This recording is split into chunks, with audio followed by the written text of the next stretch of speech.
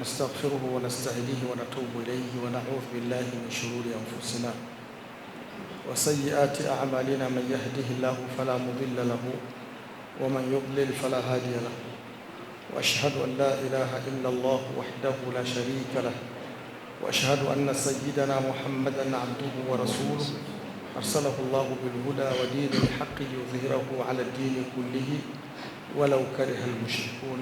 أما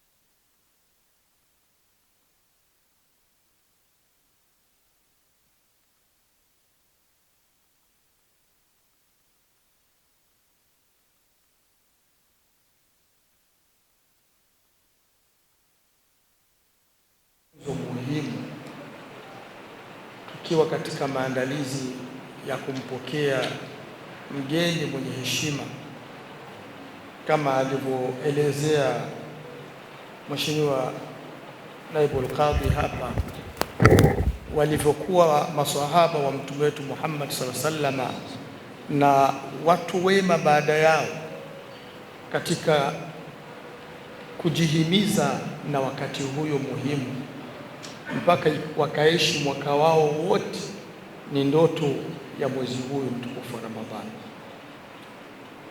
Uislamu,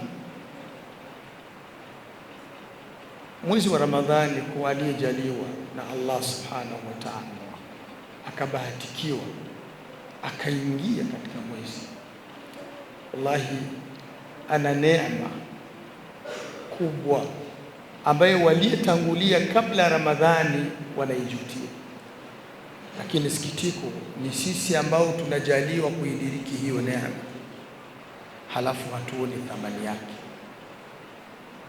Mtu anadiriki mwezi wa Ramadhani lakini haoni thamani ya muda aliodiriki.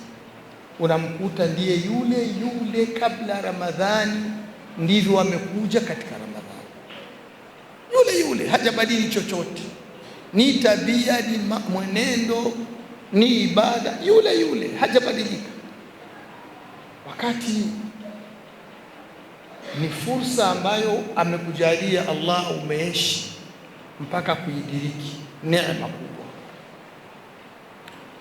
Kudiriki mwezi wa Ramadhani ilimpelekea mtume wetu Muhammad sallallahu alaihi wa alihi wasallam aifanye kuwa murajjih, sababu ya kumpasisha mtu zaidi ya mwingine,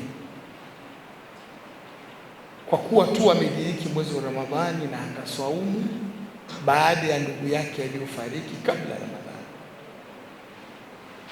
Kuna athari ilipokelewa, mtu mmoja katika kabila la Bani Bali alioteshwa zama za mtume wetu Muhammad sallallahu alaihi wasallam.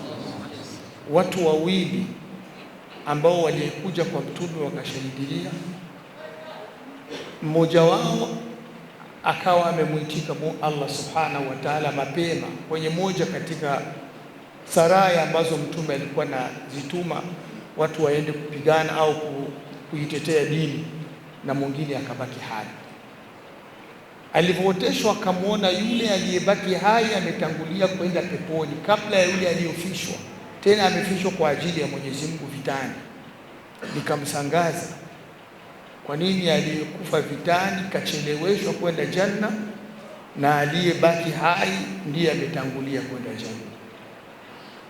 Alipokuja kumuuliza mtume sallallahu alayhi wa alihi wasallam, jibu la mtume alimwambia, alaysa qad aasha ba'dahu sana wa sama wa sama.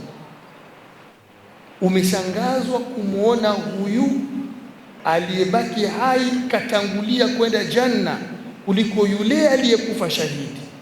Si huyu alibaki nyuma yake mwaka mzima na akadiriki mwezi wa Ramadhani, akaswaumu na akaswali?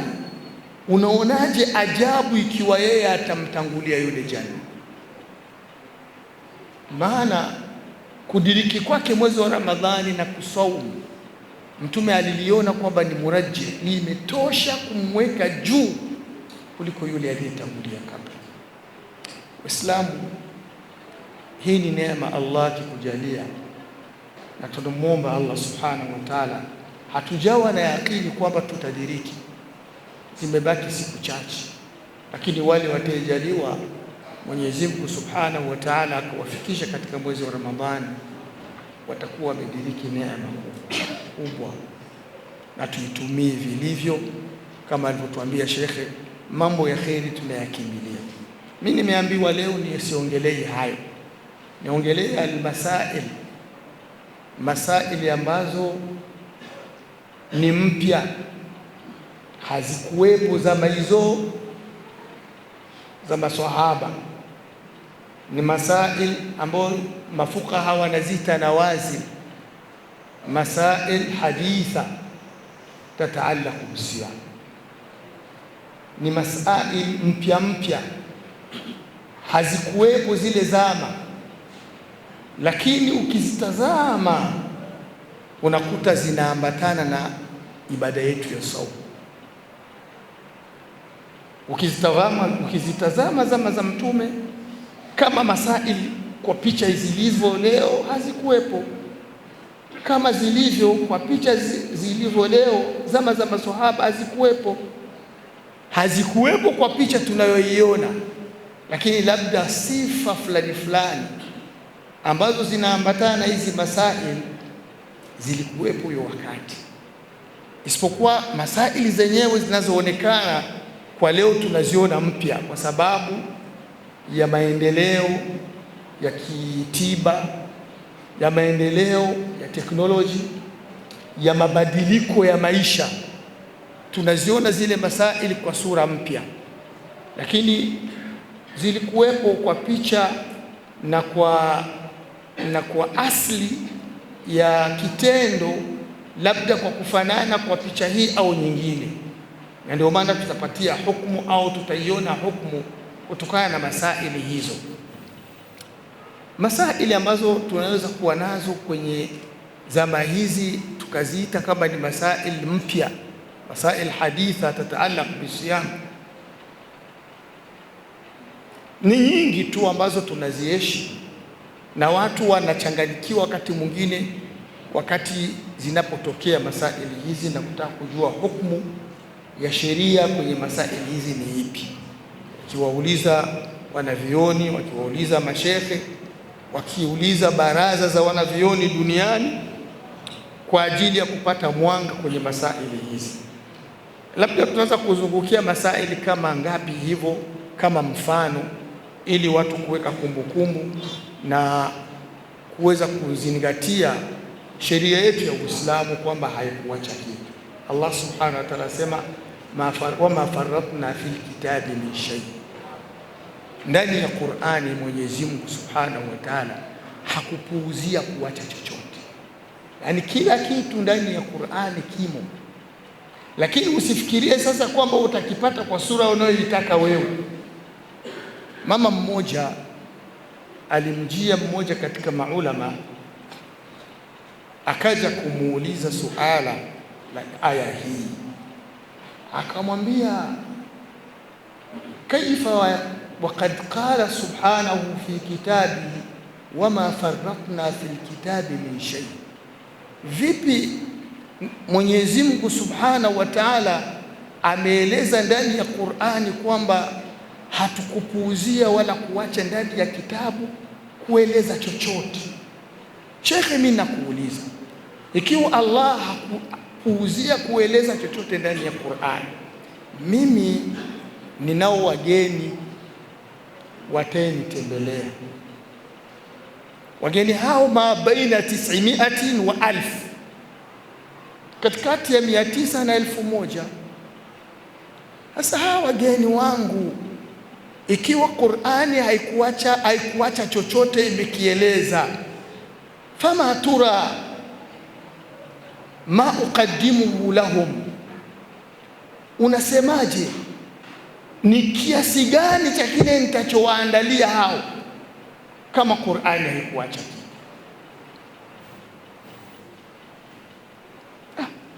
kwenye baraza la wanavyuoni, kwenye baraza la watu, kaulizwa mwanachuoni, Qur'ani kuacha kitu, mimi nitakuwa na wageni 900 mpaka 1000, Qur'ani hajaacha kitu, nitawapa takrima ya kiasi gani?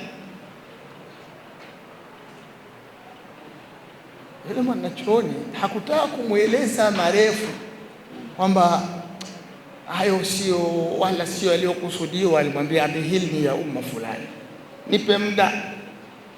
Akaingia ndani kwake, akamuuliza mmoja katika watu wake wa nyumbani wenye kuzoea maandalizi, unasemaje ikiwa mtu atapata wageni 900 hadi 1000, akitaka kuwaandalia? Waarabu walikuwa wanajua maandalizi yao, anaweza kuwaandalia karamu ya kiasi gani, ya mbuzi ngapi, ya maandalizi ngapi ili watosheke. Wake zake wanajua maandalizi. Akamwambia watu 900 hadi 1000, kiwango kadhaa cha mbuzi, kiwango kadhaa cha unga, kadhaa cha mafuta, kitatosha. Akarudi akasema, bwana, kiasi fulani kitatosha kuhusu maandalizi yako. Akamuuliza, sasa hayo umewapata wapi kwenye Qur'an? Akamwambia, ni yapata Mwenyezi Mungu asema, fasalu ahla dhikri kuntum la ta'lamun. Kama jambo fulani huna umwanga nalo, waulize wale wenye ukumbusho kwalo, kama nyinyi hamjui. Kwa hivyo Mwenyezi Mungu ameshatoa mwanga wa kupata jawabu, ni jawabu ya kile ambacho unakihitaji. Kwa hivyo akatumia utaratibu unayotakiwa, akapata jawabu. Ni Qur'ani imeelekeza. Kwa hivyo katika maradhi au katika masaili ambazo ni mpya za kileo, kutokana na tiba kuendelea, kutokana na maendeleo ya teknolojia, kuna baadhi ya vifaa vinatumiwa leo ambao Waarabu wanasema istimalul bakhakh. Wale wagonjwa ambao wanapata ugonjwa wa asma huwa mara nyingi wana zile spray wanazitumia, akiwa amezidiwa, kwa kupulizia kinywani anaswau.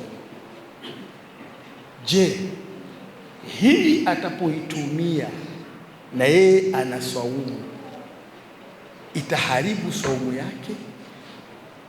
Hiki kifaa ambacho kinatumiwa leo, zama zile hakikuwepo. Zile bakhakh wanazopulizia kwa ajili ya kutaka kupumua vizuri, ikiwa amepata krizi mathalan, ikabidi wamletee apulizie ili awe na afya njema, hali itulie. Kifaa hiki hakikuwepo. Kwa hivyo maadama kimeonekana kama kipya, ni katika masaili mpya ambazo zimeonekana na zitatakiwa kuwa na hukumu kwenye sheria. Mwenye kuswaumu ikiwa atatokewa na hiyo hali na akawa ana matatizo ya asma au alerji, ikapelekea pumzi kukatika, anatakiwa asaidiwe na kifaa kama hicho cha kurudisha pumzi yake vizuri. Akikitumia wakati wa saumu, saumu yake ipo au imeharibika? Hiyo ni masala ambayo miongoni mwa masaili mpya ambazo hazikuwepo. Lakini sasa suala linarudi, wapi wanavyuoni watakuwa wamepata mwanga wa kutaka kuzungumzia hilo? Kwa sababu wanavyuoni wa fiqh katika vitabu mbalimbali wameeleza kuhusu jambo hili, kama Imamu Al-Kasani katika kitabu chake Badai' Sharai' fi Tartibi Sharai', na wengineo wanaeleza masala kama hizi. Lakini wanapatia wapi katika kuzungumzia kitu kama hiki? Wanapatia pale mafukaha wa zamani huko walikuwa wanaeleza kwamba kila kitachoingia kwenye tajawif alfam, kwenye uwazi wa kinywa, kikafika ndani hadi ndani ya koo kikaingia, basi hicho kitakuwa kimemfuturisha mtu. Sawa?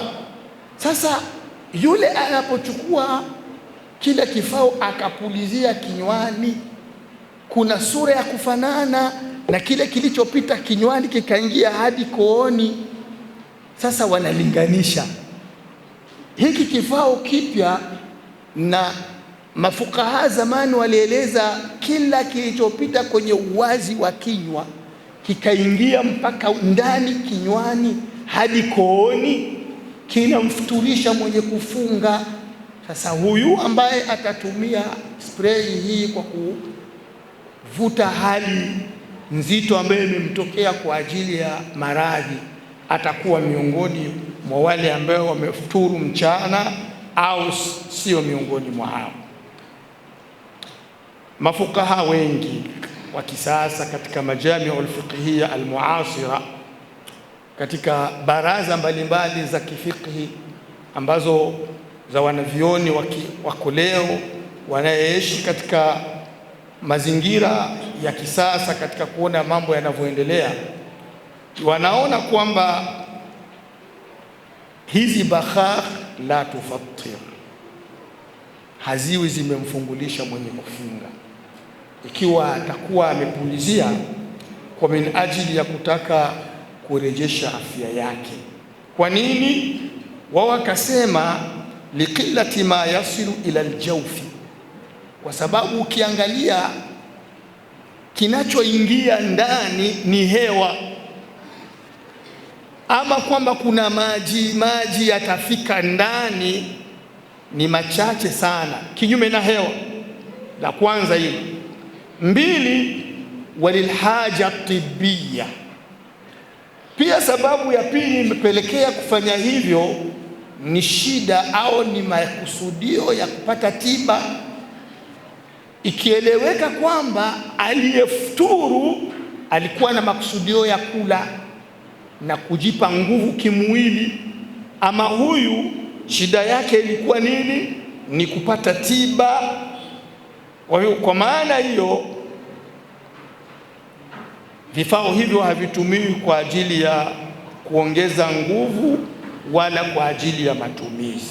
Kwa hivyo mtu atayetumia zile spray kwa maradhi hayo, ikiwa atazidiwa mtu asma akawa ameletewa apulizie kwa ajili ya kurudisha afya yake vizuri, haimfanyi kuwa saumu yake imebatilika.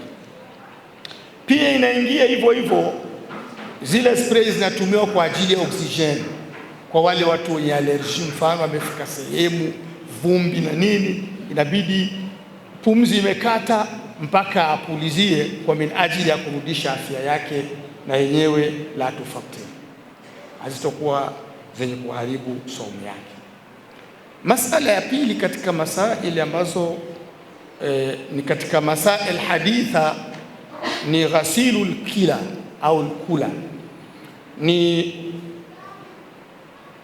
wakati hili nilipolisoma hivyo likanichanganya, nikawa nimewapigia baadhi ya madaktari kuuliza kwa sababu ini kulisafisha au kusafisha mshipa ambayo inapeleka damu kwenye maini na nini, hii ni kazi kwenye figo, ni kazi ambayo si nyepesi kumfanya mtu awe na saumu katika hali kama hiyo. Lakini mafukaha, na ndio muone ndugu zangu Waislamu, dini yetu ya Uislamu iliwafanya mafukaha wakawa wanaleta masail iftiradhia, masail za kukadiria kama kitu kitafikia kuwa hata kama hakikuwepo, wanakadiria labda jawabu lake litakuwa lipi. Tufaradishe kama mtu ataweza kusaumu na ana tatizo la figo, akawa mchana huyo imebidi waende kusafisha figo lake, ameng'ang'ana kwenye saumu. Sasa ikafikia wamemfanyia hivyo, wanaita dialysis renal. Ikiwa atafanyiwa hiyo na yeye ana saumu, tufaradishe hakula mchana, je, kitendo hicho kitapelekea awe amefuturu amekula mchana? Wengi katika mafukaha wasema yufattir, hilo litamfanya awe amekula mchana, kwa sababu kitendo hicho hakitofanyika kwa wepesi pasina kuwa kuna sawail zitatumiwa, yani kuna dawa na viburudisho vitavyotumiwa kupulizia kinywani mwake kwa kutaka kupata nguvu la kuweza kufanya amalia hiyo wanayokusudia. Lakini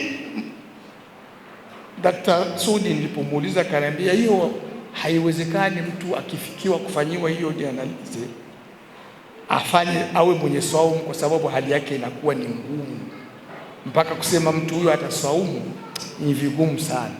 Nikasema inawezekana. Mafukaha walikuwa na masaili wakati mwingine wanazikariri kwa minajili ya kutaka kuonesha mwanga wa sheria kwenye hilo jambo, hata kama ni kitu kwenye hali ya uwezekano kwa leo hakiwezekani, lakini wanakijadili ili watoe mwanga wa sheria. Miongoni mwa masail mpya ambazo ziko leo, zamani hazikuwa, alhuqanu tibia, ni zile sindano ambazo wagonjwa leo wanadungwa kwa ajili ya matibabu. Sindano ambazo wanagongwa wagonjwa leo kwa ajili ya matibabu hazikuwepo, lakini walikuwa wanatibiwa kwa namna nyingine. Sasa ikifikia leo mathalani mtu anaumwa, amelazimika adungwe sindano kwa ajili ya joto kali, teremsha joto, au malaria kubwa, anadungwa sindano. Je, akiwa na swaumu siku hiyo, swaumu yake itakuwa imebatilika au hapana? Hizi hukani ziko aina mbili. Sindano anazodungwa mgonjwa ziko aina mbili. Kuna zile ambayo zinaitwa hukanun ghairu mughadhiya, ni sindano ambazo anapigwa mtu kwenye mwili na hazimpi nguvu ya badala ya chakula, lakini labda zinamletea tiba ambayo anakusudia. Alikuwa na joto kali linapungua, hivyo alikuwa na udhaifu unapungua. Hizi sindano kwa ajili ya tiba kwenye mwili la tufatir, hazimfanyi mtu kufungua. Anadungwa sindano na saumu yake inaendelea pale pale, hakuna tatizo. Ama zile ambazo zitakuwa na maana ya kumpa nguvu mtu na kumfanya kuwa kama mwenye kula, japokuwa hakuingiza chakula kinywani, kama zile wanazodunga kisha wanamweka serum kwenye mwili, zile zina maana ya kula. Fahadhi alhuqan tufatir, zile zinakuwa zimemfanya awe mwenye kula mchana. Makia akidungwa zile sindano za moja kwa moja akawekwa serum, huyo atakuwa saumu yake imebatilika kwa siku hiyo. Lakini yule alidungwa sindano ya kawaida kwa ajili ya matibabu fulani na haina maana ya kumpa nguvu ya chakula, haimbatilishi saumu, ataendelea na saumu yake kama kawaida. Masaili zingine ambazo wamezielezea mafukaha ni qataratun tudau fil ain wal udhun wal anf, ni dawa zile za matoni ambazo mtu anadondoshea ndani ya macho yake na ndani ya masikio na ndani ya mapua. Yani ameandikiwa dawa kwamba wewe mgonjwa, siku zote wakuweke ndani ya jicho, kwa kuwa pana tajawifu, yani dawa ile inaweza ikanyemelea mpaka ikaingia akahisi ladha au ukali wa ile dawa kooni, au akamweka masikioni akasikia ladha yake kooni, au wakanyunyuzia ndani ya pua lake. Je, ikiwa watatumia hizo katarati, hizo matoni za dawa ndani ya macho yake au masikio au mapua, zitakuwa sababu ya kumfanya abatilishe saumu yake mchana wake au vipi? Wakasema qatratul ain wal udhun, qatratul ain wal udhun aqwalun inda kathirin min almuasirin annaha la tufattir. Kuna kauli tofauti, lakini kwa wengi katika wanavyoni wa kileo, zia ndani ya macho kwa sababu ya matatizo ya ugonjwa, aidha ndani ya masikio, haimpelekei yule mwenye kusaumu kuwa amefuturu, wala wajada ta'amaha fil halq, hata kama atasikia ladha ya ile dawa ndani ya koo, akasikia ile harufu ndani ya koo kwa kuweka ndani ya macho dawa au ndani ya sikio lake, saumu yake itabaki pale pale, kwa sababu sheria ilisema kullu ma wasala fil jawf an tariqi al-fam, ni kila kilichofikia wapi? Ndani, kinywani, ndani kwenye ukoo ya Muislamu, ya mwanadamu, kwa kwenda tumboni kupitia kinywani. Kila kilichofika kule kupitia kinywani kitakuwa kimemfuturisha. Lakini huyu kadondoshewa dawa kwenye macho, haina maana ya kula wala ya kutia nguvu. Kadondoshewa dawa sikioni, haina maana ya kula wala kutia nguvu. Huyo saumu yake iko pale pale. Ama qataratul anf, ama dawa itanyunyuziwa ndani ya mapua,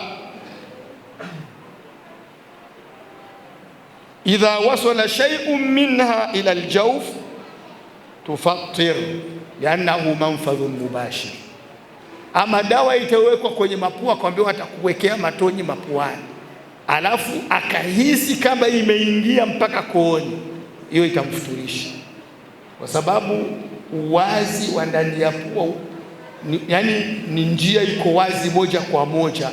Kwenye mapua pako wazi moja kwa moja, ni uwazi unaweza kuingia moja kwa moja hadi kooni.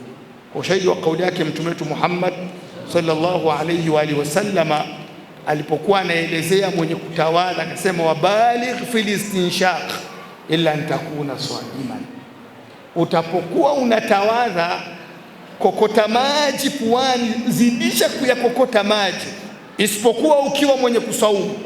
Usizidishi kukokota maji kwenye pua, kwa sababu yanaweza yakapenyeza na yakadombukia hadi kooni na ukawa umepatulisha saumu yake. Kwa hiyo ukiandikiwa dawa hospitalini kwamba utawekwa matoni yani ndani ya mapua yako, kuna hatari ya kubatilisha saumu pindi utapokuwa umefanya hivyo. Ama masikioni na ndani ya macho, saumu inaendelea kuwa sahihi. Kitu kingine ambacho ni katika masail ambazo wamezijadili, alminzari tibbi.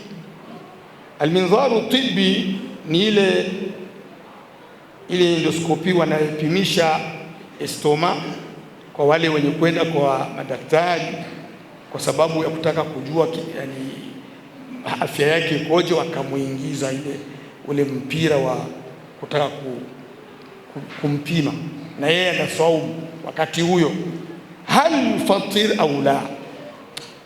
Wakasema in lam yusahibuhu idkhalu sawail au mawad mughadhiya fahunaka khilafun inda alulama wa kathirun min almuasirin yarawna annahu la yufattiru bidhatihi.